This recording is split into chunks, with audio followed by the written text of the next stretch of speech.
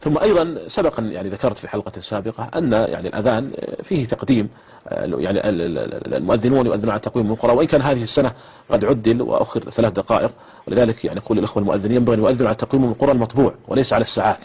لازم الساعات موجودة على التقويم القديم، لكن هذا العام 1430 عدل تقويم القرى أخر 3 دقائق، ولذلك أقول للأخوة المؤذنين اعتمدوا التقويم المطبوع وليس الساعات. نعم، هو سماحة الوالد المفتي حفظه الله ووفقه يعني يوجه بعدم الحديث في هذا الموضوع لما يسبب من البلبلة والفتنة، لكن أنا أقول يعني للأخوة جميعا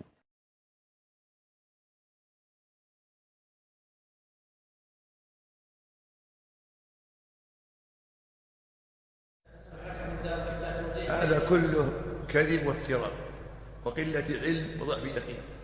تقويم القرى تقويم معتبر متوارث منذ 90 سنة، مبني على أسس شرعية وقواعد فلكية من علماء الشريعة والفلك الإسلامي.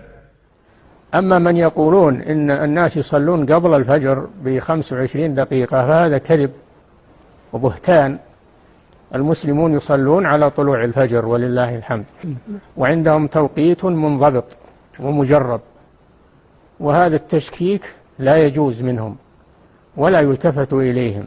نعم. فأحببت أن أبين لهم ولغيرهم إبراء للذمة أني خرجت لمراقبة الفجر لمدة 7 أشهر غير متصلة، فلم أجد إلا فرق 5 دقائق فقط بين الفجر الصادق والتقويم، وقد تم تقليص دقيقتين عدلت في التقويم، فلم يبق الآن سوى 3 دقائق، وبعد نهاية الأذان يكون الوقت قد دخل.